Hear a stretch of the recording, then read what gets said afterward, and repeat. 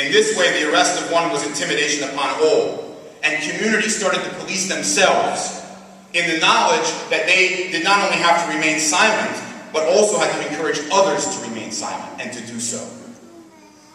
This is the general climate that is coalescing, that is formulating, and that has been created in this post-9/11 war on Islam. But there is hope for altering these realities. Earlier this month, the case of the Newburgh Four was nearly thrown out of court on the grounds of entrapment. Because the FBI refused to submit a letter that found early on in the investigation, they knew the defendants were not a threat. And this case could set precedent for other entrapment cases, but only if we're able to make knowledge of these cases and others like them widespread and to mobilize as a Muslim community. Say what you want about Al-Qaeda and jihadist groups like them. The fact of the matter is that it is clearly not American values, but American foreign policy and interventionism that is driving Al-Qaeda. But if we allow ideas that we too share the opinion that U.S. foreign policy is oppressive and unjust, and that we cannot express that opinion, if we allow the idea and the statement to become criminalized, then we have allowed them to abolish free speech and expression altogether. During the Cold War era, and amidst the Red Scare of McCarthyism, departing President of the United States Dwight D. Eisenhower gave a farewell address, and he warned of creeping private power in America. This is in the 50s. He said that, quote, "We should take nothing for granted. Only an alert and knowledgeable citizenry can compel the proper meshing of huge industrial and military machinery of defense with our peaceful methods and goals so that security and liberty may prosper together," unquote. Today, Eisenhower's military-industrial complex may be better termed as the military-industrial national security media complex, a coalition of private and government powers that has come to drown out any real practice of peaceful democratic method. The publicity of all these cases only guarantees that more tax dollars will fund expanded security measures and that more civil liberties will be exchanged for security as well, that more wars will continue and that destruction and chaos will remain the norm of the world. Despite all this, and the enormous expenditure and effort in the war on terror, the U.S. is in rapid decline, and its decline is actually increasing authoritarianism and structures of authoritarianism across the world. In this sense, this microcosm of the overall struggle for justice represents an opportunity for the oppressed and intimidated to liberate not only ourselves, but also our oppressors. We must reproduce the courage displayed by people like Tarek and rise above fear and intimidation, becoming people of principle and practicing the justice that we speak of in our own lives. Likewise, in this way, each individual effort represents the initiation of what may prove to be a contagion that can offset a very scary passivity the world over. It is hard to hold faith that the minions of evil will be defeated through self-sacrifice and courage, trust and belief in Allah. But in this test lies a purpose greater than the world and everything in it. A test that Tarek is successfully passing as we speak. It is an idea that is eternal and that surpasses even the concrete and barbed wire of prison walls. In this sense, we all share a responsibility to do our part and share in the effort to prevent further decline. In this way, we are all responsible. In this way, we are all guilty and are all capable of doing more. And only if we are active in doing good and forbidding evil will we be able to be certain that we will not be next. In this way, each and every single one of us is all Tarek Mehanna. Thank you very much. Allahu Akbar. Jazakallah khair, brother Yunus Muhammad, for your detailed discussion.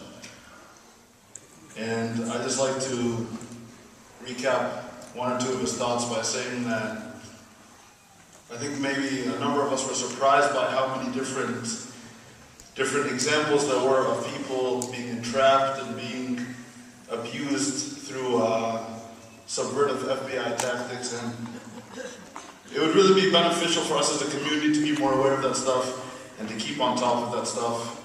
and to recognize that we have a responsibility to be more active in this rather than just being bystanders. Inshallah, we're going to try to move on. We're going to try to have Salah, excuse me, Aisha Salah, and then we'll proceed to food. But just another 5 minutes real quick. One of the members of the committee, Sister Laila, will just give closing comments for 5 minutes. No more. Thank you all for being very patient, by the way. Thank you. Sorry.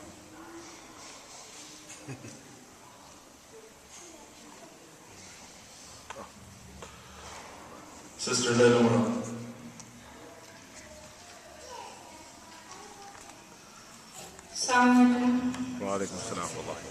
First of all, we want to thank you all for coming out tonight, and we're not going to be too much longer. Sorry to keep you. As Brother Tamer has mentioned earlier, there's a lot of work that has been done to support Brother Tarek since his arrest. We've done several educational events and fundraisers, pressure campaigns, delegations to the prosecutor's office, letter writing nights, spreading Know Your Rights information. But there's a lot more work that needs to be done, not only to free Tarek and to free all of our brothers and sisters in prison. We also need to build a stronger network so this does not keep happening. We need to defend our communities as a whole from FBI repression. That said, we're calling upon all of you to get involved to the best of your ability. And I'm addressing the sisters too, because it's our responsibility just as much as all of the brothers to get involved and speak the truth and fight for justice.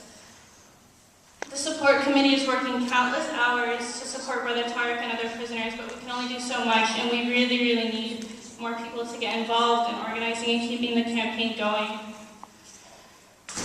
As Brother Yunus has stressed, the FBI's attacks on our communities are being used to create a culture of fear, to keep us weak, to keep us disunited, to keep us silenced. And we can not allow this to happen. This is how more and more people are getting arrested. There are many, many ways to get involved. You can attend future court dates and hearings. You can distribute information about Brother Tarek's case and other Muslim prisoners. You can participate in weeks of action when we call upon you to fax in or call into either the prosecutor's office, the judge, the prison, whatever happens to come up. You can educate yourselves and others in the community about your rights when you're addressed by the FBI or other law enforcement officials. We have a lot of literature here, a lot of information about Brother Tarek and also about Sister Afia Siddiqui. Please check it out on your way out. It'll be downstairs afterwards during dinner. And we also have an email list I'm going to pass around that I'm going to ask you guys to sign if you're interested in getting more updates, getting involved, learning about ways you can participate. Some of the events that we're planning on doing here and are in the works for this masjid are letter writing nights monthly, where we can come together as a community and write to Brother Tarek and write to other prisoners. And this is something that, will build our community, we'll get to know each other, and also Tarek will get something out of, because he's in solitary confinement and letters really keep him strong. We also would like to do a Know Your Rights workshop, iftars during Ramadan dedicated to Brother Tarek and other prisoners.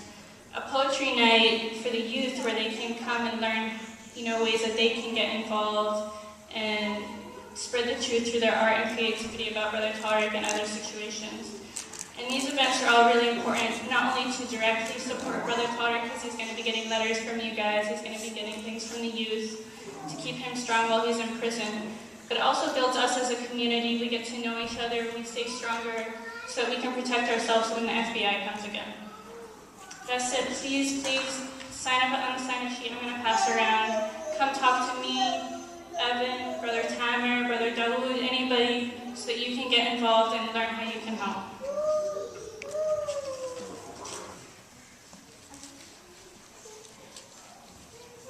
Jazakallah khair, Sister Laila.